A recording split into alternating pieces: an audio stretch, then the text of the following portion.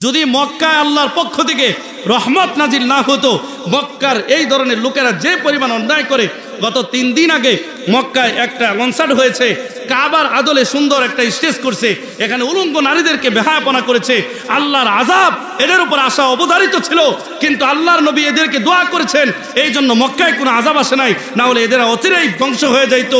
এটা যদি আমার দেশে হইতো, আল্লাহর গজব আমাদেরকে গ্রহণ করে ফেলত। আল্লাহ বাঁচাইছে, আল্লাহর নবীদের জন্য দোয়া করেছেন। শুধু তাই নয়, আল্লাহর নবী দোয়া করেছেন, ইয়া আল্লাহ, কিয়ামত পর্যন্ত আমার যত উম্মত আসবে, আমার উম্মতকে আপনি সরাসরি আযাব দিয়েন না। অন্যান্য উম্মতদেরকে যেভাবে আযাব দিয়েছেন, আমার উম্মতদেরকে আযাব দিয়েন না।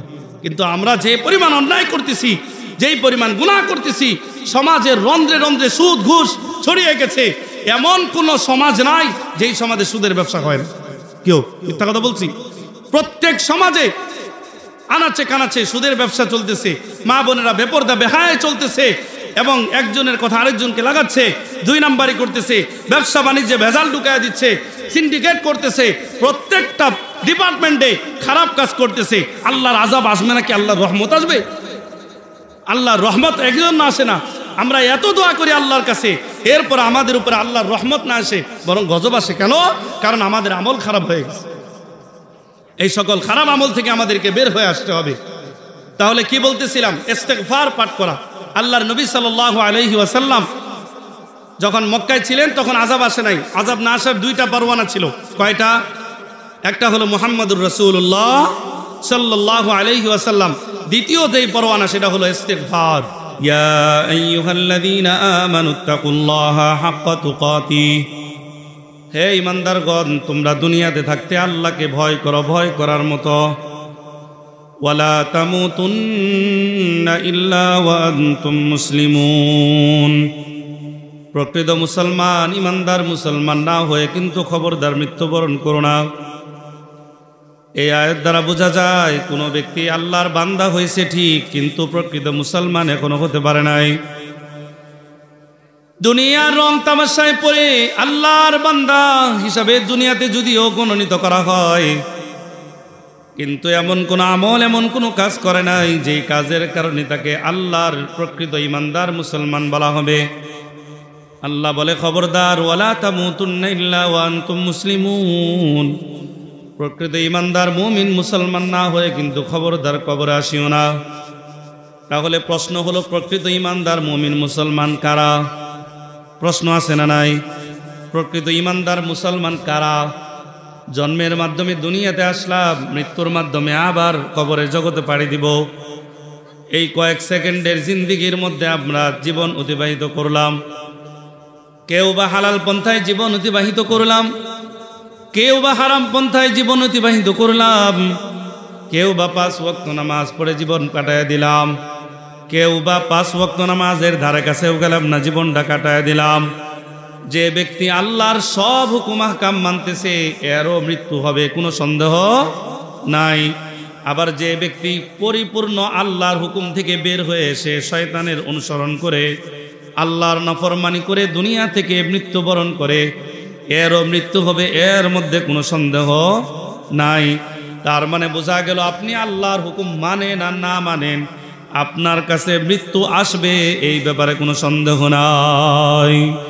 এই আয়াত দ্বারা বোঝা গেল, দুনিয়ায় থাকা অবস্থায় যে যেভাবে চালো না কেন, আল্লাহর হুকুম মেনে প্রকৃত ইমানদার মুমিন মুসলমান হয়ে কবরে আসবা। আর যদি মুমিন মুসলমান না হয়ে কবরে আসো, তাহলে মনে রাখো, কবর কিন্তু বড় ভয়ঙ্কর জায়গা। আল্লাহর নবী বলেন, আল কবরু রাউযাতুম মির রিয়াজিল জান্নাহ আও হুফরাতুম মিন হুফারিন নার, কবর হলো হয়তো জান্নাতের একটা টুকরা অথবা জাহান্নামের একটা আগুনের লেলিহান ঘর। কবর হয়তো জান্নাতের বাগান হবে, অথবা কবর হয়তো জাহান্নামের একটা কি হবে, ঘর হবে।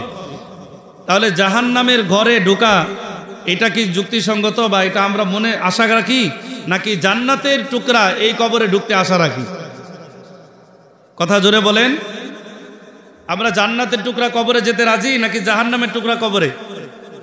তো সকলে জান্নাতে যাওয়ার জন্য তৈরি আছি তো ইনশাআল্লাহ? তাহলে প্রকৃত ইমানদার মুসলমান হতে হবে তো নাকি? আর প্রকৃত ইমানদার মুসলমান কিভাবে হবেন? প্রশ্ন আছে না নাই? হ্যাঁ, এই প্রশ্নের উত্তরই আলোচনা শেষ। কাম সারছে, আলোচনাকে ছেড়ে দেবো নাকি?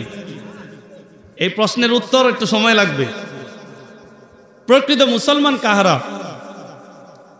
প্রকৃত মুসলমান হলো যাদের মধ্যে দুইটা জিনিস আছে। কয়টা জিনিস? ইবাদত আমল করার মাদ্দা আছে, গুনাহ করার পরে গুনাহ থেকে পরিত্রাণের উদ্দেশ্যে তওবা করার মাকসাদ আছে। কয়টা? আমলও করতে, আবার যদি গুনাহ করে ফেলে তাহলে কি করবে? তওবাও করবে। শুধু আমল করবে তা নয়, বরং সাথে সাথে গুনাহ হয়ে গেলে তওবাও করবে। সাহাবায়ে কেরাম এত দামি হয়েছেন, তারা কি শুধু আমল করে দামি হয়েছেন নাকি তওবাও করে দামি হয়েছেন? তওবা বুঝেন তো নাকি? হ্যাঁ, তওবা কাকে বলে? তওবা বলা হয় কোনো একটা কাজের উপর অনুতপ্ত হয়ে, অনুশোচনাগ্রস্ত হয়ে মনে মনে দৃঢ় সংকল্প করা, ভবিষ্যতে এই কাজ আমি আর কখনো করব না। উদাহরণস্বরূপ আল্লাহ পাক বলছে সুদ খায়ও না, ঘুষ খায়ও না, হারাম উপার্জন করো না। এখন কেউ যদি করে ফেলে তাহলে এখন তার ভিতরে যদি অনুশোচনা জাগে, আল্লাহ আমি ভুল করছি, আর কোনোদিন এটা করব না, এই অনুশোচনা ভুক্তভোগী আল্লাহর কাছে তওবা করছে। এখন আল্লাহ ওই ব্যক্তির দোয়া কবুলও করছে, এখন সে আবার সুদ খাইতেছে, আবার ঘুষ খাইতেছে, তাহলে এটা কি তওবার কোনো কাজ হইল? বরং তওবা তো এইটাই, একবার করে ফেলছে, দ্বিতীয়বার এই কাজ যেন আর কখনোই না হয়, এটাই হলো কি রে? তওবা। তাহলে আমি আবার বলতেছিলাম, প্রকৃত মুসলমান হলো তারাই যারা আল্লাহ তাআলার ইবাদত করে। আল্লাহ পাক রব্বুল আলামিন বলেন, ইন্নাল্লাযীনা আমানু করে, যাকাত আদায় করে, রমজানের রোজা রাখে, হজ ফরজ হলে হজ আদায় করে, এমনকি ইসলামের প্রত্যেকটা বিধিবিধান মানে, ওয়া আমিলুস সলিহাত, আমলে সালেহ করে, আল্লাহ পাক বলে কানাত লাহুম জান্নাতুল ফিরদাউসি নুজুলা, ওই বান্দার জন্য আমি আল্লাহর পক্ষ থেকে এমন বিশাল নিয়ামত, এমন বিশাল পুরস্কার, আমি তাকে মৃত্যুর পরে জান্নাতুল ফিরদাউসে ঢুকিয়ে দেব। শুধু তাই নয়, যে ব্যক্তি দুনিয়ায় থাকা অবস্থায় আমি আল্লাহর গোলামি করবে, নবী এবং রাসূলের সুন্নাত তরিকায় জিন্দেগি যাপন করবে, এক কথায় আল্লাহর নবী যেভাবে করতে বলেছেন, যেভাবে করেছেন, যেভাবে করে দেখিয়েছেন, আর যেই কাজগুলো সাহাবায়ে কেরাম করেছেন এগুলো আল্লাহর নবী সমর্থন করেছেন, এমন ইবাদতগুলো সঠিকভাবে আমল করে, ওই পদাঙ্ক অনুসরণ করে যারাই চলবে, আমলে সালেহ করে যারাই চলবে, আল্লাহ পাক রব্বুল আলামিন বলেন ওই ব্যক্তির কবরটা জান্নাতের টুকরা হয়ে যাবে, আর আমি তার জন্য নির্ধারণ করে রাখলাম সবচেয়ে বড় জান্নাত, জান্নাতুল ফেরদাউস। এটা ওই ব্যক্তির জন্য নির্ধারণ। এটা হলো একটা অবস্থা মুসলমান হওয়ার। দ্বিতীয় অবস্থা, যে দাবি করবে আমি প্রকৃত মুসলমান, বুঝতে হবে তার ভিতরে অনুশোচনা আছে। অপরাধ করার পরে এই অপরাধগুলো আল্লাহর পক্ষ থেকে ক্ষমা পাওয়ার আশা করা, যেই অপরাধগুলো করেছি এই অপরাধ যেন আর কোনোদিন না হয়, এই জন্য চেষ্টা করা। আল্লাহ পাক রব্বুল আলামিন সূরা তাহরিমের 8 নম্বর আয়াতে বলেন, ইয়া আইয়ুহাল্লাযীনা আমানু তুবু ইলাল্লাহি তাওবাতান নাসুহা, হে ঈমানদারগণ তোমরা তওবা করো এমন ভাবে, তাওবাতান নাসুহা বিশুদ্ধ তওবা করো, আসা রাব্বুকুম আইয়ুকাফিরা আনকুম সাইয়্যাতিকুম, কারণ তোমাদের এই তওবার মাধ্যমে হতে পারে আল্লাহ পাক তোমার অতীতের জীবনের সকল গুনাহ খাতাগুলো মাফ করে দিবেন। এই আশা করে তুমি তওবা করো, তওবায়ে নাসুহা, যেই তওবার ভিতরে অনুশোচনা থাকবে, যেই তওবার ভিতরে দৃঢ় সংকল্প থাকবে, এই যে অপরাধটা আমি করেছি ভবিষ্যতে আর কোনোদিন এই অপরাধ আমি করব না, এই চিন্তা ভাবনা করে যখন কোনো ব্যক্তি তওবা করবে, আল্লাহ আমি অপরাধ করেছি, দুনিয়ার কেউ যদি নাও জানে তুমি আল্লাহ জানো, আমি এমন অপরাধ করেছি যে এই অপরাধ কেউ জানে না, তুমি আল্লাহ জানো, আর এই অপরাধ ক্ষমা করার মতো কেউ নাই, একমাত্র তুমি আল্লাহ। এই রকম অনুশোচনা হয়ে যখন কোনো বান্দা আল্লাহর কাছে তওবা করে, আল্লাহ পাক রব্বুল আলামিন বলে ফেরেশতারা ঘোষণা দিয়ে দাও আমি এই বান্দার অতীত জীবনের সমস্ত গুনাহ খাতাগুলো মাফ করে দিলাম। তাহলে বোঝা গেল তওবা করার মাকসাদ হলো গুনাহ থেকে মাফ পাওয়া। গুনাহমুক্ত জীবন যাপন করা, আমলে সালেহার মাধ্যমে জান্নাতে যাওয়া। যদি কোনো ব্যক্তি শুধু আমল করে আবার অন্যায়ও করে, তাহলে এটা কি পূর্ণ মুসলমানের নিদর্শন নাকি আধা মুসলমান? বলেন বলেন। কোনো ব্যক্তি ভালো আমল করে, 5 ওয়াক্ত নামাজ পড়ে, হজও করছে, সমাজে দান খয়রাতও ভালো করে, আবার এদিক দিয়ে সুদের ব্যবসাও করে, আছে না নাই? এরকম নাই আপনাদের এলাকায়? আল্লাহ মাফ করুক। উদাহরণটা দিই, আপনি মাছ মারতে গেছেন, আপনাদের এদিকে পুকুর আছে না, বিল টিল আছে তো, মাছ মারতে যান, ওই যে যেটার মধ্যে মাছ রাখেন এটার কি বলেন? খালই। খালই, মাশাআল্লাহ মুরব্বি বাবা বলছেন খালই। খালইয়ের তলা নাই, খালই নিয়ে মাছ মারতে গেছেন, একদম সকাল 9টায় খাওয়া দাওয়া করে গেছেন, একবারে সন্ধ্যা 5টায় আসছেন, সারাদিন অনেক মাছ পাইছেন, সব মাছ ওই খালইয়ের মধ্যে রাখছেন, বাড়িতে এসে মাছ কটা পাবেন? কেন? তলা নাই। তলা না থাকলে মাছ থাকবো বুঝছি। আপনি নামাজ আদায় করে, হজ করে, দান খয়রাত করে, রোজা রেখে, যাকাত আদায় করে যেই সওয়াব অর্জন করছেন, যখন আপনি হারাম কাজের মধ্যে লিপ্ত হয়ে গেছেন, ওটা হলো ওই খালয়ের মতো, নিচের তলা আর নাই, যা পড়ছে সব গেছে। কথা বুঝে আসছে সবার? এই জন্য যেই সওয়াব অর্জন করলো গুনাহের মাধ্যমে, এই সওয়াবটা আস্তে আস্তে জ্বলে পুরো ছারখার হয়ে গেল। এজন্য আপনারা অনেক ওয়াজে শুনছেন, হিংসা, অহংকার যদি কোনো ব্যক্তির কলবের মধ্যে, কলিজার ভিতরে যাররা পরিমাণ থাকে, তাহলে তার আমলগুলো কোনো কাজে লাগে না, জ্বলে পুরো ছারখার হয়ে যায়। শুনছেন না এটা? এটা তো আগের কথা। তো যেটা বলতেছিলাম, আমলে সালেহ করতে হবে, পাশাপাশি তওবাও রাখতে হবে। অপরাধ হয়ে গেলে এটার থেকে তওবা করে আল্লাহর কাছে ক্ষমা চেয়েও নিতে হবে। এতটুকু বুঝে আসছে সকলে? এবার আসেন, আমল তো সবাই করতে পারেনি, কিভাবে 5 ওয়াক্ত নামাজ পড়তে হয় এগুলো তো মোটামুটি শুনছেন ওয়াজ। তওবা কিভাবে করবেন? তওবা করার কথা তো বললামই, তবে তওবা করার জন্য 4টা শর্ত। কয়টা শর্ত? 1 নাম্বার, মনে মনে দৃঢ় সংকল্প করতে হবে। বলেন আমার সাথে, 1 নাম্বার, মনে মনে দৃঢ় সংকল্প করতে হবে। 2 নাম্বার, জীবনে আর এই গুনাহ করা যাবে না, জীবনে আর এই গুনাহ করা। 3 নাম্বার, আল্লাহ তাআলার কাছে কায়মুনা বাক্যে এমনভাবে তওবা করা যে আল্লাহ যেন অবশ্যই অবশ্যই মাফ করে দেন, এরকম কাকুতি মিনতি করে আল্লাহর কাছে তওবা করা। 4 নাম্বার, ওই তওবা করার পরে যেই গুনাহগুলা করছিলেন এটার বিপরীতে যে সওয়াবের কাজ, এটা বেশি বেশি করে করা। বুঝে আসছে সকলের? এই যদি 4টা নিয়ত করে আপনি তওবা করতে পারবেন, ইনশাআল্লাহ আল্লাহর কাছে এই তওবা কবুল হবে। আল্লাহ তাআলা আমাদের সকলকে এই ধরনের তওবা করার তৌফিক দান করুন, বলেন আমিন। তওবা করার মতো সবচেয়ে সুন্দর আল্লাহ পাক একটা বাক্য শিখায় দিয়েছেন। এই বাক্য হলো আস্তাগফিরুল্লাহ। পড়েন সবাই, আস্তাগফিরুল্লাহ। আবার আস্তাগফিরুল্লাহ। এটার অর্থ কি? হে আল্লাহ, আমি আপনার কাছে ক্ষমা চাই। হে আল্লাহ, আমি আপনার কাছে ক্ষমা চাই। এটা হলো আরবি বাক্য। যদি কেউ বেশি বেশি করে ইস্তেগফার পড়ে তাহলে তার ফায়দা কি? তওবার বাক্য হচ্ছে আস্তাগফার। ইস্তেগফার যদি কেউ বেশি বেশি পড়ে তাহলে তার সওয়াব কি, তার ফায়দা কি? আসেন আমরা একটু এই বিষয় নিয়ে জানি। প্রথম কথা হচ্ছে ইস্তেগফার কেন পড়ব? কারণ ইস্তেগফার এই জন্য পড়ব, প্রথম কথা হচ্ছে ইস্তেগফার পড়ার জন্য আল্লাহ পাক বলেছেন। কে বলেছেন? আল্লাহ পাক রব্বুল আলামিন বলেন, আস্তাগফিরুল্লাহ ইন্নাল্লাহা গফুরুর রহিম।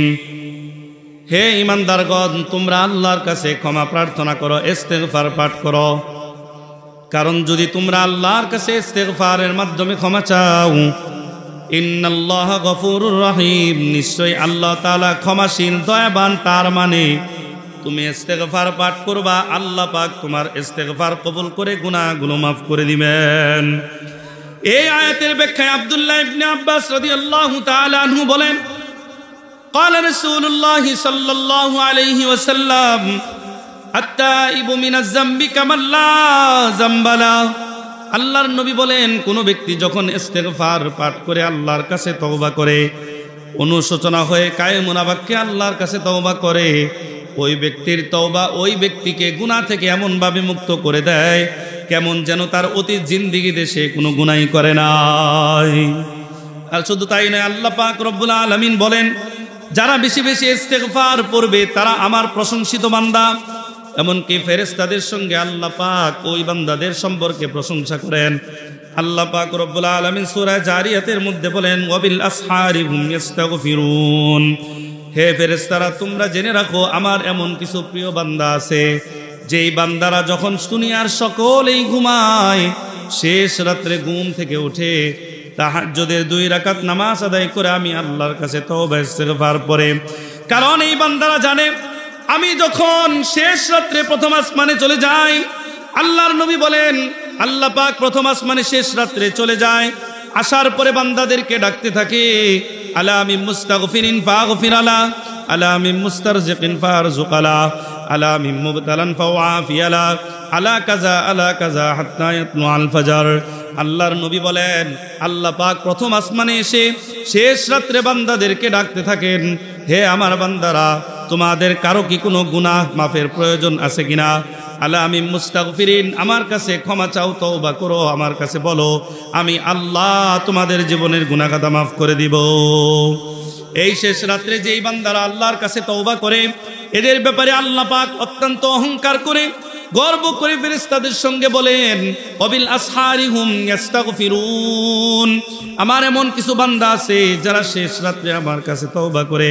ফেরেশতারা জেনে নাও, তারা যখন আমার কাছে তওবা করে আমি আল্লাহকে ক্ষমাশীল হিসাবে তারা পেয়ে যায়। আল্লাহ পাক রব্বুল আলামিন বলে এরা কারা জানো? এমন বান্দা কারা তোমরা কি জানো? এমন বান্দা হলো তারাই, আল্লাহ পাক কুরআনুল কারীমে সূরা আলে ইমরানের 130 নম্বর আয়াতে বলেন ওয়াল্লাযীনা ইযা ফাআলু ফাহিশা। এরা হলো এমন বান্দা যারা অন্যায় কাজ করে। যারা কি করে? অন্যায় কাজ করে। ওয়াল্লাযীনা ইযা ফাআলু ফাহিশা, যারা অন্যায় কাজ করে, আও যালামু আনফুসাহুম, অথবা নিজেদের নফসের উপর জুলুম করে, গুনাহ করে। দুনিয়ায় অন্যায় কাজ করে আবার নিজের নফসের উপর জুলুম করে, গুনাহ করে। যখন অন্যায় করে ফেললো, গুনাহ করে ফেললো, মনের ভিতরে অনুশোচনা আসছে, হায় হায়, আল্লাহ পাক তো দুনিয়াতে আমাকে পাঠাইছে, মৃত্যুর মাধ্যমে আবার আল্লাহ আমাকে নিয়ে যাবে। আল্লাহ পাকের তো নিষেধ, আল্লাহ পাকের নিষেধ, এটাকে আমি করে ফেলছি, আমি আল্লাহর হুকুম অমান্য করেছি। তার ভিতরে অনুশোচনা, জাকারুল্লাহ, আল্লাহকে স্মরণ করে গুনাহ ক্ষমার উদ্দেশ্যে। ফাস্তাগফারু লিযুনুবিহিম, অতঃপর তারা আল্লাহর কাছে নিজের স্বীয় গুনাহের উপর অনুতপ্ত হয়ে ইস্তেগফার তওবা করে। আল্লাহ পাক রব্বুল আলামিন বলেন ওয়ামান ইয়াগফিরুয যুনুবা ইল্লাল্লাহ। এই বান্দারা জানে আমি আল্লাহ ছাড়া ক্ষমাকারী আর কোনো প্রভু নাই, এই জন্য তারা আমার কাছে তওবা ইস্তেগফার করে। ওয়ালাম ইউসিররু আলা মা ফাআলু ওয়া হুম ইয়াফআলুন। আল্লাহ পাক বলেন এদের অনুশোচনা, এদের ইস্তেগফার আমি আল্লাহর কাছে এত পছন্দ, আমি আল্লাহ এদেরকে মাফ করে দিলাম। এই জন্য তওবা এটা করার দরকার আছে না নাই? শুধু তাই নয়, প্রকৃত মুসলমান যারা এদের গুনাহবলী আল্লাহ পাক বর্ণনা করতে গিয়ে বলেন তওবা হলো যারা ইস্তেগফার পাঠ করবে এরাই হলো প্রকৃত তওবাকারী।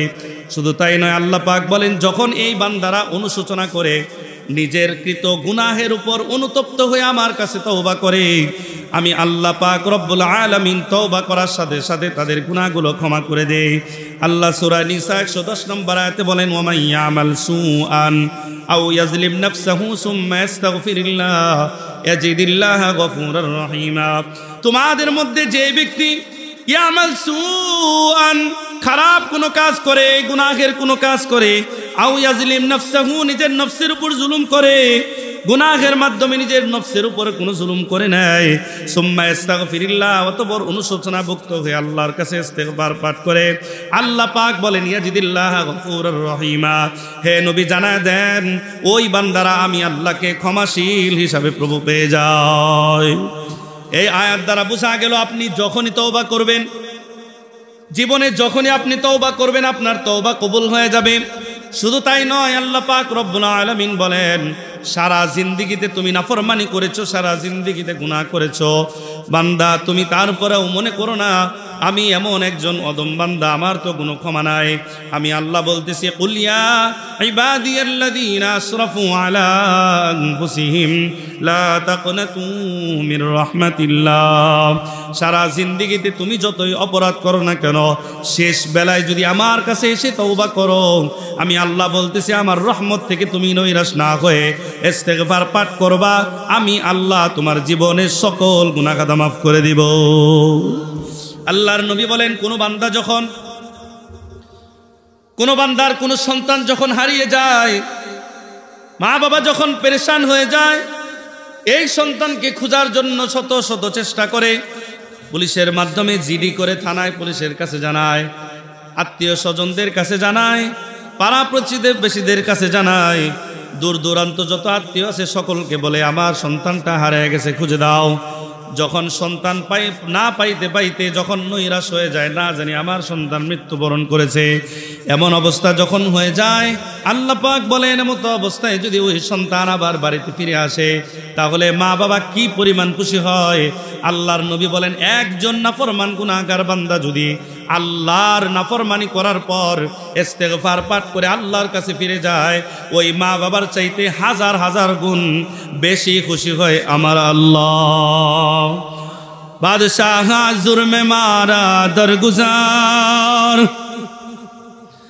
বাদশাহ জুরমে মারা দরগুজার, মা গুনাহগারি মতু আ মর্দেগার, तूने को कारियो माबद कर दाइम, जुर्मे बे अंदाज़ा बे हद कर दाइम। যখন দুই হাত উত্তোলন করে আল্লাহর কাছে দোয়া করে, ইয়া আল্লাহ আমি এমন অন্যায় করেছি, সারা দুনিয়ার মধ্যে আমার মতো অন্যায়কারী কোনো বান্দা নাই, আমি এমন এক বান্দা, নাফরমান বান্দা, আমার জিন্দেগিতে যত গুনাহ আছে সমস্ত দুনিয়ার মানুষের গুনাহ চাইতে আমার গুনাহ বেশি। কায়মুনা বাক্যে যখন কোনো বান্দা আল্লাহর কাছে দুই হাত উত্তোলন করে দোয়া করে, আল্লাহ পাক রব্বুল আলামিন বলে তার কায়মুনা বাক্য আমার সামনে এক ফোঁটা চোখের পানি পড়তে দেরি হবে না, আমি আল্লাহ তার জীবনের গুনাহ খাতা মাফ করে দিব। এই জন্য ইস্তেগফার পড়ার দরকার আছে না নাই? শুধু তাই নয়, আল্লাহ পাক বলেন যদি ইস্তেগফার পড়ো কিছু তোমাদেরকে প্রতিদানও দিব। শুধু গুনাহ ক্ষমা করব তাই নয়, আরো অনেক অনেক প্রতিদান তোমাদেরকে দিব। আল্লাহ পাক রব্বুল আলামিন সূরা নূহের মধ্যে ইরশাদ করেন, আল্লাহ পাক বলেন ওয়া কওমিস্তাগফিরু রাব্বাকুম ইন্নাহু কানা গফফারা। হযরতে নূহ আলাইহিস সালাতু ওয়াস সালামকে আল্লাহ পাক আয়াত নাজিল করে দিলেন, হে নূহ তুমি তোমার সম্প্রদায়কে বলো ইস্তাগফিরু রাব্বাকুম, তোমরা তোমাদের রবের কাছে তওবা করো, ইন্নাহু কানা গফফারা। যদি তোমরা তওবা করতে পারো তাহলে এক নাম্বার পুরস্কার আল্লাহ পাক তোমার জীবনের সমস্ত গুনাহ খাতা মাফ করে দিবেন। দুই নাম্বার ওয়া ইরসিলিস সামাআ আলাইকুম মিদরারা। নাফরমানির কারণে যখনই আল্লাহর পক্ষ থেকে বৃষ্টি বন্ধ হয়ে যায়, কঠিন খরা এসে যায়, অনেক রৌদ্র এসে যায়, অনেক খরা আসে, আসমান থেকে যখন বৃষ্টি বর্ষণ হয় না, তখন সমস্ত মানুষ মিলে যদি আল্লাহর কাছে তাওবা ইস্তেগফারের নিয়তে বেশি বেশি আস্তাগফিরুল্লাহ আস্তাগফিরুল্লাহ আস্তাগফিরুল্লাহ পাঠ করে, আল্লাহ পাক বলে আমি আল্লাহ আসমান থেকে রহমতের বৃষ্টি দ্বারা দুনিয়াবাসীকে শান্ত করে দেই। তিন নাম্বার পুরস্কার ওয়াইমদিদকুম বিআমওয়াল। যাদের সম্পদের আধিক্যতা নাই, এবার ধান লাগাইছেন কোনো কারণে, বন্যার পানি এসে ধান ভরায় নিয়ে গেছে, মাছ ছেড়েছেন, বন্যার পানি আসছে, মাছের পুকুরগুলো ভরাট হয়ে গিয়ে সব মাছ চলে গেছে, অথবা ফসল লাগাইছেন, যে কোনো কারণে ঝড় বৃষ্টি শিলা বৃষ্টি এসে ঝড় ক্ষতিগ্রস্ত হয়েছে, আল্লাহর পাক রব্বুল আলামিন বলেন ওই বান্দাদেরকে বলে দিন তারা যেন বেশি বেশি ইস্তেগফার পাঠ করে, কারণ এই ইস্তেগফারের বদৌলতে এই বছর আমি যতটুকু ক্ষতি করেছি আগামী সিজনে এর চাইতে ডবল পরিমাণ দান করে দিব। ওয়াইমদিদকুম বিআমওয়াল। 4 নাম্বার ওয়াবানিন। যেই মা বোনের সন্তান হয় না, মনে করতেছেন আমার কোনো সন্তান হবে না, আমাদের সমস্যা আছে, এতদিন পর্যন্ত ট্রাই করতেছি সন্তান আসতেছে না, আল্লাহ পাক রব্বুল আলামিন বলেন ইস্তেগফারের আমল করো, দৈনিক 100 বার আস্তাগফিরুল্লাহ আস্তাগফিরুল্লাহ পরে আল্লাহর কাছে তওবা করো, দোয়া করো। আল্লাহ পাক বলেন আমি ওয়াদা করতেছি ওয়াইমদিদকুম বিআমওয়ালি ওয়া বানিন, সম্পদের মধ্যে আমি আল্লাহ আধিক্যতা তো দিবই দিব, সন্তানের মধ্যেও আমি আল্লাহ আধিক্যতা দিব। যার গর্ভে সন্তান হয় না, আমি আল্লাহ ইস্তিগফারের বদৌলতে ওই গর্ভে সন্তান দান করব। আপনারা জানেন হযরতে জাকারিয়া আলাইহিস সালাম,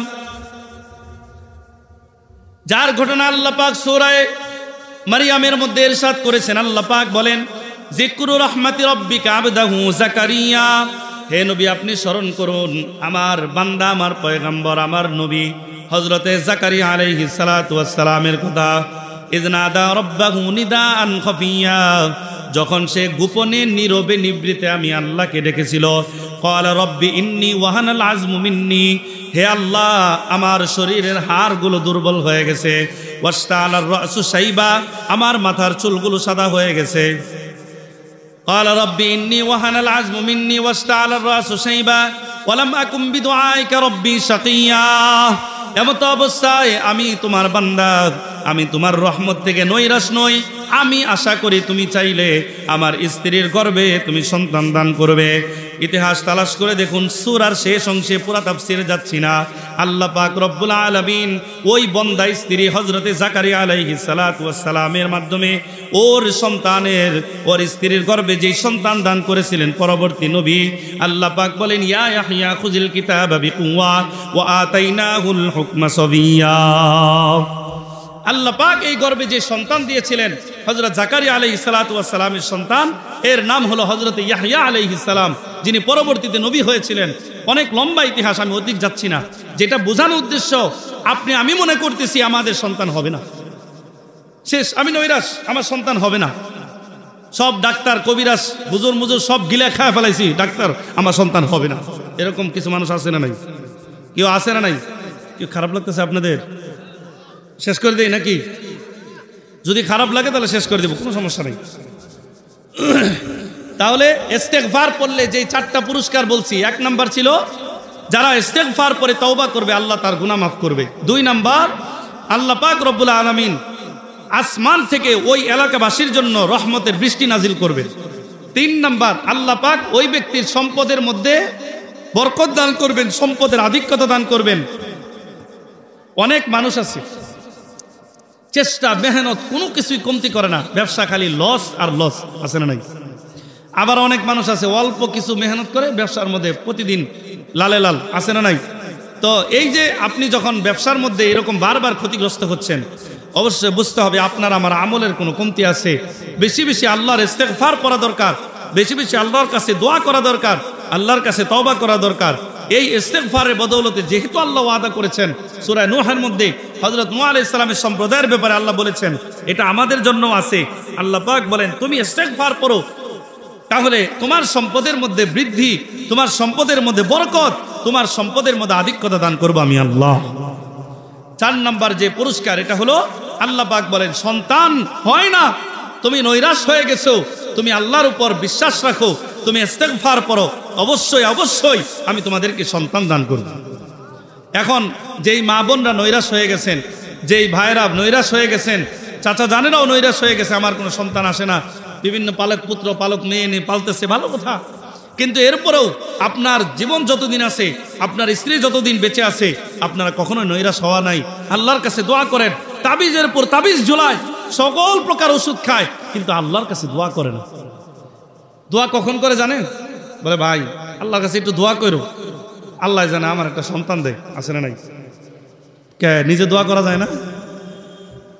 হুজুরের কাছে যায়, হুজুর আমার দেখে একটু দোয়া করেন, আল্লাহ জানে আমার একটা সন্তান দেয়, ভালো কথা। হুজুরের কাছে দোয়া চাইছেন, ভাইয়ের কাছে দোয়া চাইছেন, যার কাছে দোয়া চাইছেন, দোয়া চাওয়ার সমস্যা নাই, এটা ভালো কথা, কিন্তু আপনার দোয়া করার দরকার আছে না নাই?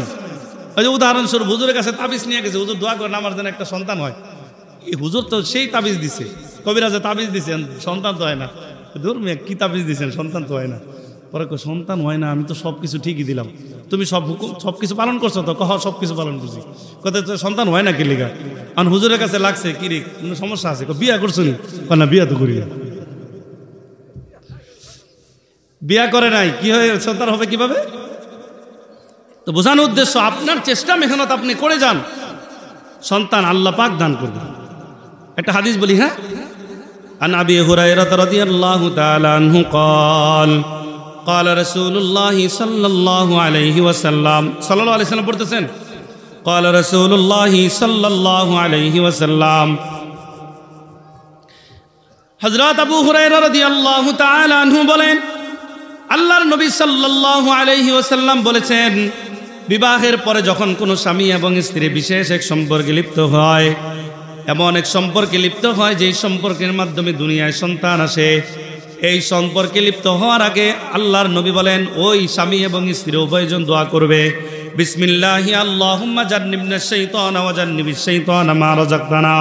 এই দোয়াটা যখন পরে স্বামী এবং স্ত্রী বিশেষ সম্পর্কে লিপ্ত হয়, পুরা দোয়াটা পড়তে না পারলেও বিসমিল্লাহ পরে যখন বিশেষ সম্পর্কে লিপ্ত হয়, আল্লাহর নবী বলেন ফাকুজিয়া বাইনাহুমা ওয়ালাদুন, এদের মাধ্যমে আল্লাহ পাক দুনিয়াতে এমন এক সন্তান দান করবে লাম ইয়াজুররুহু শাইতানু আবাদা, ওই সন্তানকে মৃত্যুর আগ পর্যন্ত শয়তান কখনো ধোঁকা দিতে পারবে না। এই হাদিস দ্বারা বোঝা গেল কোনো ব্যক্তির যদি সন্তান না হয় আল্লাহর কাছে দোয়া করা এবং বিসমিল্লাহ পরে বিশেষ সম্পর্কে লিপ্ত হওয়া। আল্লাহ পাক বলেন ইস্তেগফারের আমল করো, সন্তান যদি না হয় আল্লাহ পাক বলেন সন্তান যদি পেতে চাও তাহলে ইস্তেগফারের আমল করো। ইস্তেগফার যারা পাঠ করবে 4টা পুরস্কার, 4 নাম্বার পুরস্কার সন্তান দান করবেন কে? আরো চিৎকার করে বলবেন সন্তান দান করবেন কে? 5 নাম্বার পুরস্কার ওয়াজআল লাকুম জান্নাত, যারা বেশি বেশি ইস্তেগফার পাঠ করবে আল্লাহ পাক রব্বুল আলামিন ওই বান্দাদের জন্য উত্তম বালাখানা জান্নাত দান করবেন। ওয়াজআল লাকুম জান্নাতি ওয়াজআল লাকুম আনহারা, এমন এক জান্নাত দান করবেন। বাংলাদেশের কক্সবাজারে যদি সমুদ্র সৈকতে যান তাহলে কত আনন্দ লাগে, সুন্দর হিমেল হাওয়া বইছে, সুন্দর এরকম চেয়ারে হেলান দিয়ে আপনি বসে আছেন। আল্লাহ পাক বলেন মুত্তাকিন আলা ফুরুশিম বাতাইনুহা মিন ইস্তাবারাক ওয়া জানাল জান্নাতাইনি দান। আল্লাহ বলে জান্নাতের মধ্যে আমি এমন এক নহর জারি করব, দুধ এবং শরাবের নহর জারি করব।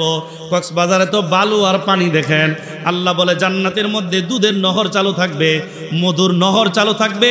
এই দুধ এবং মধুর নহরের পাশে তোমাকে সুন্দর চেয়ার দেওয়া হবে, রাজকীয় চেয়ারে তুমি হেলান দিয়ে হাওয়া বাতাস খাইবা। যখনই যেটা খেতে মনে চায় তোমার মুখের সামনে নিয়ে আসা হবে। আসমান থেকে পাখি উড়ে যাবে, মনে চাইবে এই পাখিটা যদি খেতে পারতাম। ফেরেশতারা এসে বলবে পাখিটা বোনা খাইবা নাকি পাখিটা রান্না খাইবা?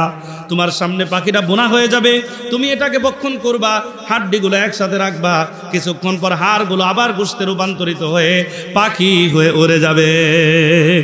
এটা আল্লাহর নিয়ামত। এরকম অসংখ্য গণিত নিয়ামতের কথা বলবো, কয়টা বলবো? আল্লাহ বলেন এমন এক জান্নাত আমি তোমাকে দিব, দুনিয়াতে যেই ফল তুমি ভক্ষণ করো, যেই আম খাচ্ছ, এই আমের স্বাদ, একটা আমের স্বাদ একরকমই, হয় টক, না হয় মিষ্টি, না হয় তিক্ত, না হয় অন্যরকম পানসে। কিন্তু জান্নাতের মধ্যে একটি আমের স্বাদ কেমন হবে জানো? এক আমের ভিতরে 70 ধরনের স্বাদ আল্লাহ দান করবেন। একটা কাঁঠালের ভিতরে 70টা স্বাদ দান করবেন। তুমি এক একবার এক এক কামড় দিবা, এক এক স্বাদ তুমি পাইবা, আর এক এক স্বাদ এক একটার চাইতে আরো বেশি ভালো। আল্লাহ পাক বলেন ওয়াজআল লাকুম আনহারা, এই সুন্দর নহর জারিত সুন্দর জান্নাত আমি এই ইস্তেগফার পাঠকারী বান্দাদেরকে দান করব। এই রকম সুন্দর জায়গা পাওয়ার জন্য রাজি আছি না নাই? তাহলে ইস্তেগফার পড়া দরকার আছে তো ইনশাআল্লাহ। তাহলে ইস্তেগফার পড়লে 6টা পুরস্কারের কথা বললাম। এরপরে দেখেন ইস্তেগফার হচ্ছে আমাদের জন্য রহমত। যেই গোত্রে, যেই সমাজে, যেই পরিবারে ইস্তেগফার বেশি বেশি পাঠ করবে ওই পরিবারের উপরে আল্লাহর রহমত সবসময় নাজিল হতেই থাকবে। এখানে একটা সুন্দর ঘটনা আছে। হযরত নবী করিম সাল্লাল্লাহু আলাইহি ওয়াসাল্লাম মক্কার মধ্যে মসজিদে নববীতে বসা, তো নবী করিম সাল্লাল্লাহু আলাইহি ওয়াসাল্লাম যখন বাহিরে আসলেন, আবু জাহেল দেখছে নবীজি বের হয়ে আসছে। আসার পরে আবু জাহেল আল্লাহ নবীর কাছে গেছে, যাওয়ার পরে বলতেছে এই মুহাম্মদ, তোমার কাছে আমার একটা আবদার আছে। বলে কি আবদার? বলে তুমি যে সত্য নবী, এটা যদি আসলে সত্য হয় আর তোমার রব একজন আছে, এটা যদি সত্য হয় তাহলে আমার একটা কথা আছে। কি কথা? আল্লাহুম্মা ইন কানা হাযা হুয়াল হাক্কু মিন ইনদিক ফাআমতির আলাইনা হিজারাতাম মিনাস সামা আবিদিনা বিআযাবিন আলীম। কেমন খারাপের খারাপ দেখেন। আবু জাহেল বলতেছে তোমার রব যদি আল্লাহ একজন সত্য হয় তাহলে তোমার রবের কাছে তুমি দোয়া করো, আল্লাহুম্মা ইন কানা হাযা হুয়াল হাক্কু মিন ইনদিক, হে আল্লাহ তুমি যদি সত্য একজন রব হয়ে থাকো, ফাআমতির আলাইনা হিজারাতাম মিনাস সামা, তোমার পক্ষ থেকে আমাদের উপরে পাথর বর্ষণ করো। নাউজুবিল্লাহ বলে না। হযরতে লূত আলাইহিস সালাতু ওয়াস সালামের সম্প্রদায়, আল্লাহ পাক রব্বুল আলামিন এই সম্প্রদায়ের সমকামিতা করত। এই সম্প্রদায়ের ভিতরে সমকামিতা গালেব ছিল। পুরুষে পুরুষে যৌন মিলন করত, নারী নারী যৌন মিলন করত। এটা আল্লাহর কাছে এত বেশি অপছন্দনীয় যে আল্লাহ আসমান থেকে পাথর বর্ষণ করে জমিনটা উল্টে দিয়ে এটাতে পাথর বর্ষণ করে জমিনে ডাবায় দিয়েছেন। এবার আবু জেহেল বলতেছে, তোমার রব যদি সত্য হয় তোমার রবকে বলো লূত আলাইহিস সালাতু ওয়াস সালামের সম্প্রদায়কে যেরকম পাথর দ্বারা এদেরকে ধ্বংস করে দিছে, আমাদের উপরেও যেন পাথর বর্ষণ করে, অথবা আও বিআযাবিন আলিম, আমাদের উপরে যেন যন্ত্রণাদায়ক শাস্তি আমাদেরকে দেয়। নাউজুবিল্লাহ বলে না। এই আবু জেহেল যখন আল্লাহর নবীর কাছে আবদার করলো, আবিতিনা বিআযাবিন আলিম, আমাদেরকে যেন কঠিন আযাব দেয়, আপনার রবকে আপনি বলেন। দেখছেন কেমন চ্যালেঞ্জ। এখন আল্লাহ পাক রব্বুল আলামিন এটা তো দেখতেছেন। নবী করিম সাল্লাল্লাহু আলাইহি ওয়াসাল্লাম তখন আসমানের দিকে তাকাইছেন যে না জানি আল্লাহর পক্ষ থেকে আযাব নাজিল হয়ে যায়।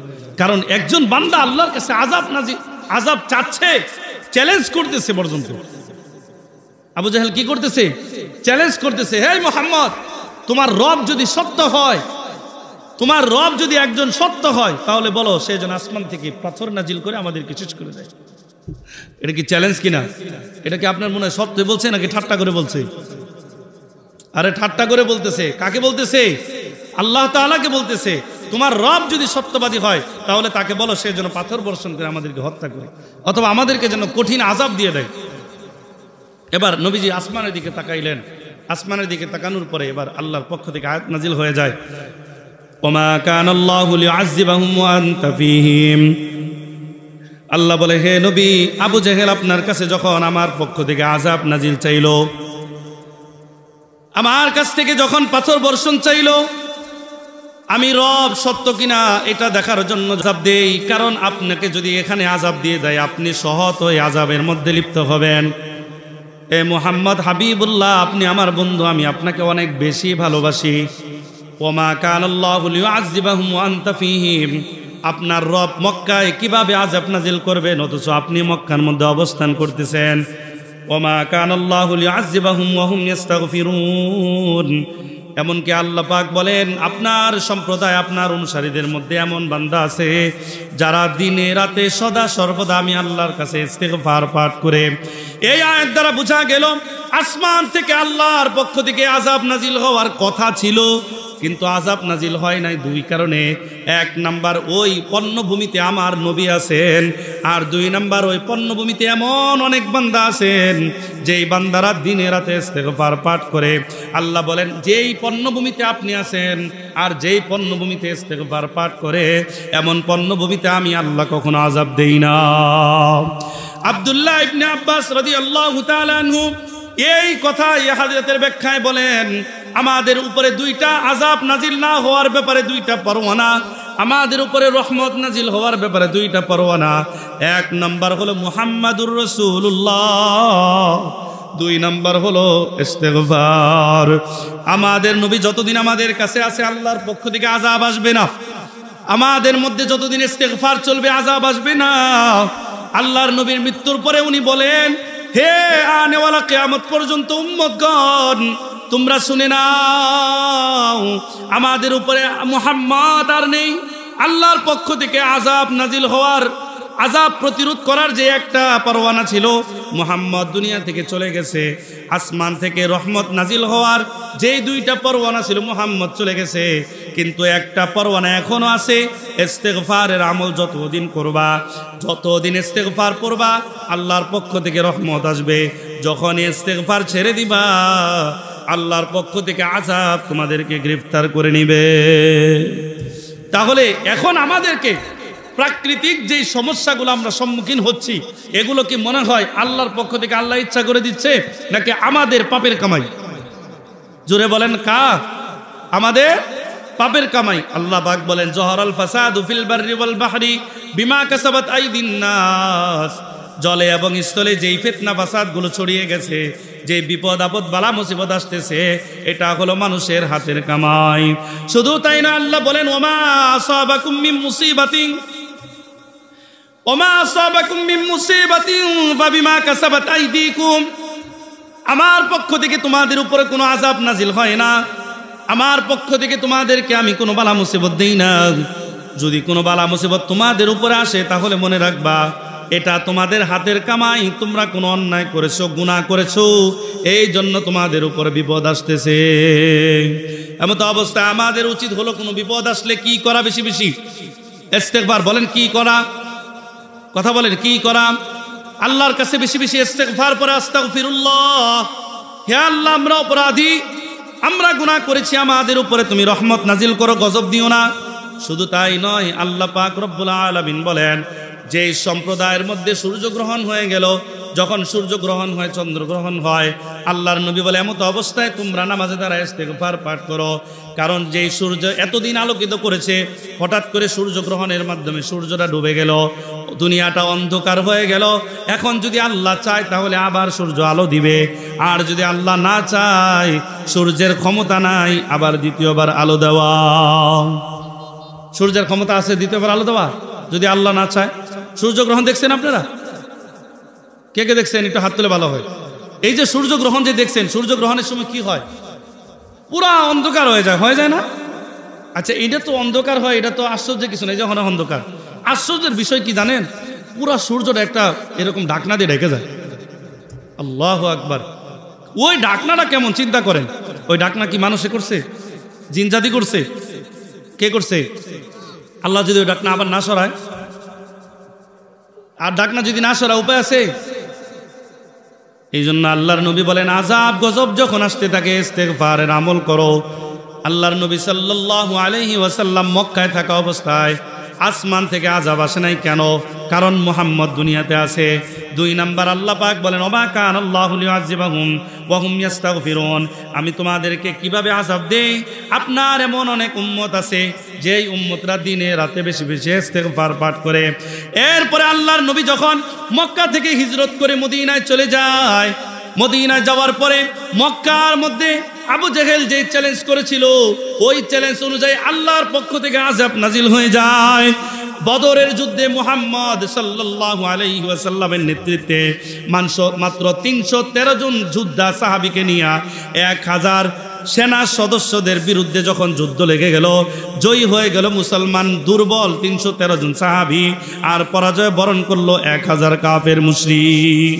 আল্লাহর পক্ষ থেকে আযাব আসলো উহুদের যুদ্ধে, হুনাইনের যুদ্ধে। এক কথায় একের পর এক আল্লাহ এদেরকে এমন ভাবে আযাব নাজিল করলো, এমন ভাবে ধরলো, মক্কা বিজয় করে এরপরে আল্লাহ পাক রহমত নাজিল শুরু করলো। মক্কা বিজয়ের আগে কাফেররা কি কোনো যুদ্ধে কি জয়ী হতে পারছে? মক্কা বিজয় নবীজি করছে, কাফেরদেরকে একবারে দলিসাৎ করছে। পুরা মক্কা মদিনার মধ্যে শুধু নবীজির ইসলামী হুকুমত প্রতিষ্ঠিত হয়েছে, কোনো কাফের যখন জীবিত ছিল না। এরপরে এই যে মক্কায় রহমত নাজিল হয়েছে, এখনো পর্যন্ত মক্কায় রহমত নাজিল হচ্ছে। যদি মক্কায় আল্লাহর পক্ষ থেকে রহমত নাজিল না হতো, মক্কার এই ধরনের লোকেরা যে পরিমাণ অন্যায় করে, গত 3 দিন আগে মক্কায় একটা কনসার্ট হয়েছে, কাবার আদলে সুন্দর একটা স্টেজ করছে, এখানে উলঙ্গ নারীদেরকে বেহায়াপনা করেছে। আল্লাহর আযাব এদের উপর আসা অবধারিত ছিল, কিন্তু আল্লাহর নবী এদেরকে দোয়া করেছেন, এই জন্য মক্কায় কোনো আযাব আসে নাই, না হলে এদের অচিরেই ধ্বংস হয়ে যাইতো। এটা যদি আমার দেশে হইতো, আল্লাহর গজব আমাদেরকে গ্রহণ করে ফেলত। আল্লাহ বাঁচাইছে, আল্লাহর নবীদের জন্য দোয়া করেছেন। শুধু তাই নয়, আল্লাহর নবী দোয়া করেছেন, ইয়া আল্লাহ কিয়ামত পর্যন্ত আমার যত উম্মত আসবে, আমার উম্মতকে আপনি সরাসরি আযাব দিয়েন না। অন্যান্য উম্মতদেরকে যেভাবে আযাব দিয়েছেন, আমার উম্মতদেরকে আযাব দিয়েন না। কিন্তু আমরা যে পরিমাণ অন্যায় করতেছি, যেই পরিমাণ গুনাহ করতেছি, সমাজের রন্ধ্রে রন্ধ্রে সুদ ঘুষ ছড়িয়ে গেছে। এমন কোন সমাজ নাই যেই সমাজে সুদের ব্যবসা হয় না। কেউ মিথ্যা কথা বলছি? প্রত্যেক সমাজে আনাচে কানাচে সুদের ব্যবসা চলতেছে, মা বোনেরা বেপরদা বেহায় চলতেছে, এবং একজনের কথা আরেকজনকে লাগাচ্ছে, 2 নাম্বারই করতেছে, ব্যবসা বাণিজ্যে ভেজাল ঢুকায় দিচ্ছে, সিন্ডিকেট করতেছে, প্রত্যেকটা ডিপার্টমেন্টে খারাপ কাজ করতেছে। আল্লাহর আযাব আসবে নাকি আল্লাহর রহমত আসবে? আল্লাহর রহমত একজন না আসে না। আমরা এত দোয়া করি আল্লাহর কাছে, এরপর আমাদের উপরে আল্লাহর রহমত না আসে, বরং গজব আসে। কেন? কারণ আমাদের আমল খারাপ হয়ে গেছে। এই সকল খারাপ আমল থেকে আমাদেরকে বের হয়ে আসতে হবে। তাহলে কি বলতেছিলাম? ইস্তেগফার পাঠ করা। আল্লাহর নবী সাল্লাল্লাহু আলাইহি ওয়াসাল্লাম যখন মক্কায় ছিলেন তখন আযাব আসে নাই। আযাব না আসার দুইটা পরওয়ানা ছিল। কয়টা? একটা হলো মুহাম্মদুর রাসূলুল্লাহ সাল্লাল্লাহু আলাইহি ওয়াসাল্লাম, দ্বিতীয় যেই পরওয়ানা সেটা হলো ইস্তিগফার। এই জন্য আব্দুল্লাহ ইবনে আব্বাস রাদিয়াল্লাহু তাআলা আনহু বলেন, উম্মত যতদিন পর্যন্ত ইস্তিগফার পাঠ করবে ততদিন আল্লাহর পক্ষ থেকে আযাব আসবে না। ইস্তিগফার আমল করা দরকার আছে না নাই?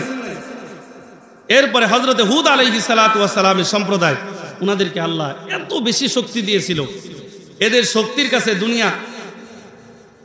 দুনিয়ার কোনো মানুষকে আল্লাহ এত শক্তি দেয়নি। এদেরকে আল্লাহ অনেক শক্তি দিয়েছিল হযরতে হুদ আলাইহিস সালাতু ওয়াস সালামের সম্প্রদায়কে। এরা এক একজন অনেক লম্বা ছিল। ইতিহাসের মধ্যে আসছে সবচাইতে ছোট বা খাটো যে মানুষটা ছিল এর উচ্চতা ছিল 60 গজ, আরেক বর্ণনা আসছে 60 ফিট। আচ্ছা, 60 হাত একটা লম্বা একটা মানুষ কি পরিমাণ লম্বা হতে পারে চিন্তা করে। এখন আমাদের দেশে যদি 7 ফিট কোনো মানুষ আসে তাহলে সবাই ওর দিকে চায় থাকবো না? মনে মনে কবি ফেরাউনের বংশধর, কি কইব না নি? অথচ হুদ আলাইহিস সালাতু ওয়াস সালামের সম্প্রদায়ের সবচাইতে ছোট যে মানুষটা ছিল এর উচ্চতা ছিল 60 হাত।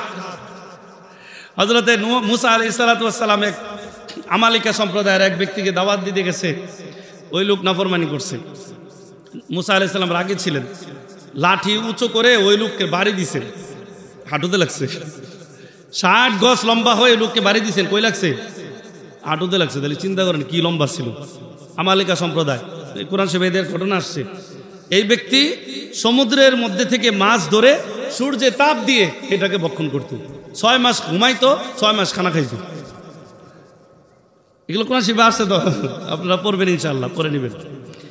তো এই সম্প্রদায় যখন আল্লাহর নাফরমানি করলো, এবার হযরত হুদ আলাইহিস সালাতু ওয়াস সালাম এদেরকে দাওয়াত দিল, এই তোমরা আল্লাহ তাআলার উপর ঈমান আনয়ন করো। কয় তোমার রব কেডা?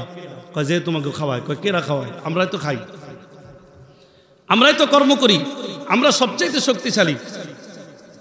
আল্লাহ বলেন, ক্বালু মান আশাদ্দু মিন্না কুওয়া। হুদ আলাইহিস সালাতু ওয়াস সালামের সম্প্রদায় বলল, আমাদের চাইতে শক্তিশালী আর কে আছে? আমরা এত শক্তিশালী, পাহাড় কেটে আমরা বাড়ি বানাই, খাবারের বন্দোবস্ত আমরাই করি, আমাদের উপরে কে শক্তিশালী আছে? মান আশাদ্দু মিন্না কুওয়া, আমাদের চাইতে শক্তিশালী দুনিয়াতে আর কে আছে?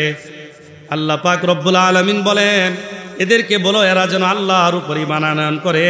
ইয়াজিদকুম কুওয়াতান ইলা কুওয়াতিকুম, আল্লাহ এদের শক্তি আরো বাড়ায় দিবেন।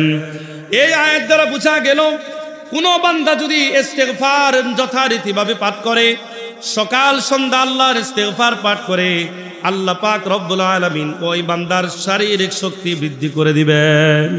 এই জন্য যারা মুরব্বী বাবারা আছেন, যুবক ভাইরা আছেন, মা বোনেরা আছেন, যারা কাজ করতে করতে ক্লান্ত হয়ে যান, আপনাদেরকে আমি 2টা আমল আজকে দিয়ে যাই, মা বোনদেরকে স্পেশালি। 1 নাম্বার, আপনারা ইস্তিগফার বেশি বেশি পাঠ করবেন। সংসারে সারাদিন কাজ করেন, কাজ করতে করতে আপনি ক্লান্ত হয়ে যান, এই ক্লান্ত অবস্থায় থেকে যদি আপনি মুক্তি চান তাহলে আপনি ইস্তিগফার পড়বেন। 2 নাম্বার আমল হলো 5 ওয়াক্ত নামাজের পরে তাসবিহে ফাতিমি পড়বেন। তাসবিহে ফাতিমি হলো সুবহানাল্লাহ 33 বার, আলহামদুলিল্লাহ 33 বার, আল্লাহু আকবার 34 বার। এই আমলটা আপনি প্রতি 5 ওয়াক্ত নামাজের পরে যায় নামাজে বসে আমল করবেন, ইস্তিগফার বেশি বেশি পাঠ করবেন। শক্তি বাড়িয়ে দিবেন কে? আল্লাহ বলেন, ইয়াজিদকুম কুওয়াতান ইলা কুওয়াতিকুম, আমি তোমাদের শক্তি বৃদ্ধি করে দেব, ইস্তিগফার তোমরা পাঠ করো। যেই সম্প্রদায় যত বেশি ইস্তিগফার পড়বে, আল্লাহ পাক ওই সম্প্রদায়ের উপর আযাব গজব তো দিবেনই না, রহমত নাজিল করবেন, আর ওই বান্দাকে শক্তির দ্বারা বৃদ্ধি করে দিবেন। ইস্তিগফার শুধু আমাদের আমল তাই নয়, সমস্ত আম্বিয়া কেরাম বেশি বেশি ইস্তিগফার পাঠ করতেন। হযরতে আবুল বাশার সাইয়্যিদনা আদম আলাইহিস সালাতু ওয়াস সালাম, উনাকে যখন জান্নাত থেকে দুনিয়াতে পাঠানো হলো, উনি আল্লাহর কাছে বেশি বেশি ইস্তিগফার পাঠ করতেন। উনি আল্লাহর কাছে দোয়া করতেন, রব্বানা যালামনা আনফুসানা ওয়া ইল্লাম তাগফির লানা ওয়া তারহামনা, আমার ঘরে যা বসবাস করবে তাদেরকে ক্ষমা করেন, এমনকি এই উপত্যকায় যারা আপনার দ্বীন গ্রহণ করবে আপনি এদের সকলকে ক্ষমা করেন। তারা ইস্তিগফার পাঠ করি। এমনকি হযরত মূসা আলাইহিস সালাম দোয়া করলেন, ক্বালা রাব্বি ইন্নী যালামতু নাফসি, ক্বালা রাব্বি ইন্নী যালামতু নাফসি ফাগফিরলি ফাগফারা লা। হযরতে মূসা আলাইহিস সালাতু ওয়াস সালাম রাস্তা দিয়ে হেঁটে যাইতেছেন, উনার সম্প্রদায়ের এক লোক, ফেরাউনের সম্প্রদায়ের এক লোক ঝগড়া লাগছে। দুই সম্প্রদায়ের লোক কি করতেছে? ঝগড়া লাগছে।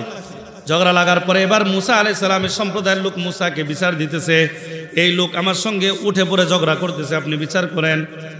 এবার হযরতে মূসা আলাইহিস সালাতু ওয়াস সালাম চিন্তা করলো একে কিভাবে শায়েস্তা করা যায়। একে বলল, তুমি এই অন্যায় করো না, যাও তুমি তোমার কাছে যাও, তোমার কাছে যাও। কিন্তু ফেরাউনের সম্প্রদায় বনি ইসরাইল বড় তেরা জাতি, এরা বলে যে না, আমরা যাব না। এবার মূসা আলাইহিস সালাম একটু রাগান্বিত হয়ে তাকে আস্তে করে একটা চড় দিলেন। ফালাম্মা আন আরাদা আইয়াবতিশা বিল্লাযী হুয়া আদুউল লাহুমা ক্বালা ইয়া মূসা তুরিদু আন তাকতুলানি কামা ক্বাতালতা নাফসাম বিল আমস ইন তাকুনা ইল্লা আন তাকুনা কামা ক্বাতালতা নাফসাম বিল আমস। আল্লাহ পাক রব্বুল আলামিন বলেন, হে মূসা, আপনি ইচ্ছা করলেন ওই ব্যক্তিকে শায়েস্তা করার জন্য আপনি চড় দিয়েছিলেন, ওই ব্যক্তি হত্যা হয়ে যায়, সেখানেই মৃত্যুবরণ করে। পরের দিন আবার যখন দুইজনে ঝগড়া লেগেছে, আবার যখন বিচারের জন্য বলল, আপনি আমার কাছে দোয়া করলেন, ক্বালা রব্বি ইন্নী যালামতু নাফসি ফাগফিরলি ফাগফারা লা ইন্নাহু হুয়াল গফুরুর রহিম। হে আল্লাহ, আমি আমার নফসের উপর জুলুম করেছি, এমন অন্যায় করেছি, আমি একজন মানুষকে হত্যা করে ফেলেছি আমার অনিচ্ছা সত্ত্বেও। হে আল্লাহ, আমি আমার নফসের উপর জুলুম করলাম, হে আল্লাহ আপনি আমাকে ক্ষমা করেন। দুনিয়াতে কেউ ক্ষমাশীল না, একমাত্র আল্লাহ, আপনি হলেন ক্ষমাশীল দয়ালু। সমস্ত পয়গম্বর আল্লাহর কাছে দোয়া করেছেন।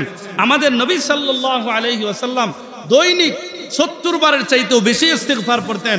আম্মা জান আয়েশা রাদিয়াল্লাহু তাআলা আনহা বলেন, ইয়া রাসূলুল্লাহ, আপনি আল্লাহর এত ইস্তিগফার পড়েন কেন? আল্লাহর কাছে এত দোয়া কেন করেন? আল্লাহ তো আপনার অতীত জীবনের, ভবিষ্যৎ জীবনের সব গুনাহ খাতা মাফ করে দিয়েছে, আপনি কেন ইস্তিগফার পড়েন? এবার আল্লাহর নবী বলেন, আফালা কুনা আবদান শাকুরা। হে আয়েশা, তুমি কি জানো না আমি কি কৃতজ্ঞশীল শুকরিয়া আদায়কারী বান্দা হব না? আমি আল্লাহর শুকরিয়া আদায় করণার্থে আমি আল্লাহর কাছে তওবা করি। তাহলে নবী করিম সাল্লাল্লাহু আলাইহি ওয়াসাল্লামের জীবনের সমস্ত গুনাহ মাফ হওয়া সত্ত্বেও নবী করিম সাল্লাল্লাহু আলাইহি ওয়াসাল্লাম তওবা করেছেন।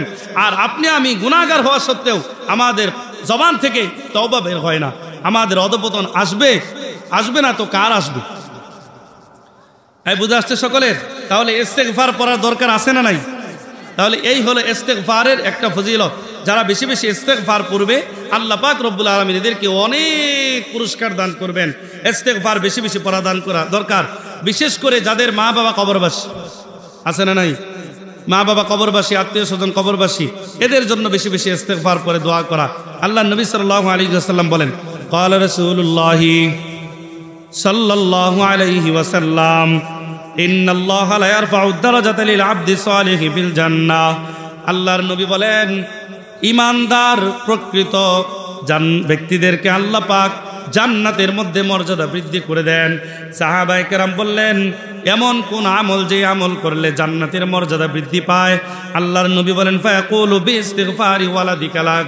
তোমার মা বাবার জন্য যদি তুমি ইস্তেগফার পড়ো, অথবা তোমার সন্তানের জন্য যদি ইস্তেগফার পড়ো, আল্লাহ দুনিয়া আখিরাতে জান্নাতের মর্যাদা দান করে দিবেন। এই হাদিস দ্বারা বোঝা গেল, কোনো ব্যক্তি দুনিয়ায় থাকা অবস্থায় যদি আল্লাহর কাছে ইস্তেগফার পাঠ করে, তাহলে সে তার নিজের মর্যাদা তো বৃদ্ধি করলোই, বরং নিজের পিতা মাতা, নিজের আত্মীয় স্বজন সকলের জন্য ইস্তেগফার পাঠ করে যারা মারা গেছে এদেরকে জান্নাতে উচ্চ বালাখানা তৈরি হলো, আর দুনিয়াতে আল্লাহ এদেরকে মর্যাদা দান করে দিলেন। এজন্য ইস্তেগফারের দরকার আছে না নাই? ইস্তেগফার আমল কিভাবে করবেন? ইস্তেগফার আমল যদি করতে হয় তাহলে সহজ দুইটা ইস্তেগফার বলে যাব। একটা ইস্তেগফার যেটা আমরা সবসময় করি, এটা হলো যেই ইস্তেগফার একেবারে সহজ, আমরা সকলেই পড়ি, আমার সাথে পড়েন, আস্তাগফিরুল্লাহ রব্বি মিন কুল্লি যামবি ওয়া আতুবু ইলাইহি লা হাওলা ওয়ালা কুওয়াতা ইল্লা বিল্লাহিল আলিয়্যিল আযীম। এটা সহজ না? এটা পারেন? কে কে পারেন একটু হাত তুলি। মাশাআল্লাহ, আল্লাহু আকবার, আল্লাহ কবুল করুক। পড়েন তো এটা ইনশাআল্লাহ, আলহামদুলিল্লাহ, পড়েন তো। আরেকটা, এটা আরো সহজ আছে, আস্তাগফিরুল্লাহ। আরেকটা সহজ কি? যদি এই পুরাটা না পড়েন তাহলে শুধু পড়বেন আস্তাগফিরুল্লাহ আস্তাগফিরুল্লাহ, পারবেন তো ইনশাআল্লাহ। আরেকটা সহজ, আবু বকর রাদিয়াল্লাহু তাআলা আনহু যে ইস্তেগফার পড়তেন, আল্লাহুম্মা ইন্নী যালামতু নাফসি যুলমান কাসীরা ওয়া লা ইয়াগফিরুয যুনুবা ইল্লা আনতা ফাগফিরলি মাগফিরাতাম মিন ইনদিকা ওয়ারহামনি ইন্নাকা আনতাল গফুরুর রহিম। নামাজের মধ্যে এই দোয়াটা আমরা পড়ি, এটাকে আমরা দোয়ায়ে মাসুরা পড়ি। এটা কি আমরা পারি তো ইনশাআল্লাহ? এবার যারা না পারি ইনশাআল্লাহ শিখে নিব। এটাও ইস্তেগফার, এটা পড়লেও আল্লাহর কাছে তওবা হয়। এই জন্য এই ইস্তেগফারের আমল করা দরকার আছে তো ইনশাআল্লাহ? পড়বেন তো ইনশাআল্লাহ? খারাপ লাগছে এই কথাগুলা? তো ইস্তেগফারের আমল আমাদের করা উচিত। অনেক ওয়াজ আপনারা শুনেছেন, অনেক ফজিলত শুনেছেন। আমি আপনাদেরকে দুইটা আমল দিয়ে গেলাম।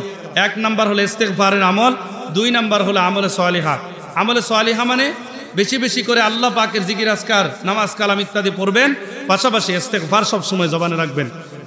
ইস্তেগফার কেন পড়বেন? এটা তো অনেকগুলো কারণ বললাম। সর্বশেষ একটা ঘটনা বলি। হযরত আব্দুল্লাহ ইবনে মুবারক রাহিমাহুল্লাহ তাআলা, অথবা আরেক বর্ণনা আসছে হযরত ইমাম ইবনে আহমদ ইবনে হাম্বল রাহিমাহুল্লাহ তাআলা, উনি একবার সফর করতেছে, দেখে বিশাল দুদু মরুভূমি, অনেক দূরে একটা বাতি দেখা যায়। উনি ওই বাতির দেখছে, মানে শুধু বাতি জ্বলতেছে আর কি। ওখানে কাছে গেছে, যাওয়ার পরে দেখেন এক লোক রুটি বানাইতেছে। কি বানাইতেছে? রুটি। এখন উনি ওনার কাছে বলছে, ভাই আপনি রুটি বানাইতেছেন, কতক্ষণ বানাবেন? বলে আলহামদুলিল্লাহ আমি ফজর পর্যন্ত বানাবো।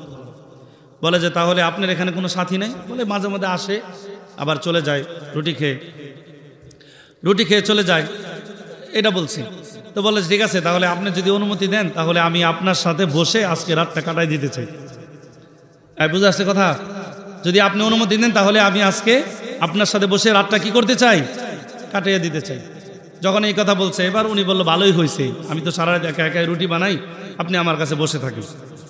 এখন উনি সারা রাত বসে আছেন, উনি উনার মতো করে পড়াশোনা করতেছেন, আর ওই রুটিওয়ালা রুটি বানায়।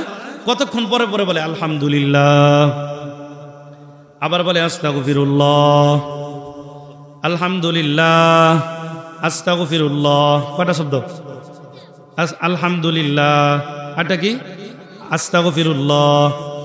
সারা রাত উনি আমলটা করছে। এবার সকালবেলা ফজরের নামাজের পরে নাস্তা পানি করে যখন রওনা হওয়ার সময়, এবার উনি জিজ্ঞেস করতেছে, আল্লাহর ওলি জিজ্ঞেস করতেছে, কি ভাই আপনি সারাদিন রুটি বানাইলেন, সারা রাত রুটি বানাইলেন, বানানো অবস্থায় আপনি দোয়াটা পড়লেন, এই দোয়াটা পড়ার কারণ কি? আলহামদুলিল্লাহ পড়লেন, আস্তাগফার পড়লেন, বুঝলাম না। এবার উনি বলতেছে, আমি আলহামদুলিল্লাহ কেন পড়েছি? কারণ জন্মের পর থেকে আল্লাহ আমাকে এত নিয়ামত দিছে, এই নিয়ামতের শুকর তো কোনোভাবেই হবে না। এই জন্য আমি যাতে স্বল্প সময় হলেও আল্লাহর এই নিয়ামতের শুকরিয়া আদায় করি, এই জন্য আমি বলেছি আলহামদুলিল্লাহ। কারণ আল্লাহ পাক কোরআনে বলেছেন, লাইন শাকারতুম লাযীদান্নাকুম ওয়া লাইন কাফারতুম ইন্না আযাবি লাশাদীদ।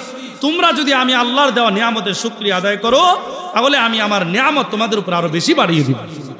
এই জন্য আমি কি করেছি? শুকরিয়া আদায় করেছি, আলহামদুলিল্লাহ পড়েছি। বলে আলহামদুলিল্লাহ ভালো কথা, আস্তাগফিরুল্লাহ কেন পড়লাম? বলে আস্তাগফিরুল্লাহ এই জন্য পড়েছি, যখন আমি আলহামদুলিল্লাহ পড়লাম, আল্লাহর প্রশংসা করলাম, আল্লাহ খুশি হয়ে গেল। আল্লাহ খুশি হয়ে গেল। আর যেহেতু আল্লাহ খুশি হয়ে গেল, এখন দুনিয়াতে কেউ যদি কারো উপর সন্তুষ্ট থাকে, খুশি থাকে, তাহলে তখন তার কাছে কিছু চাইলে পাওয়া যায় কিনা? চাওয়ার লগে লগে পাওয়া যায় তো। আর যদি রাগ থাকে তাহলে কি চাইলে পাওয়া যায়? তুই শহরেন থেকে আছে না নাই, কানমান গরম করে দিব শহরেন থেকে।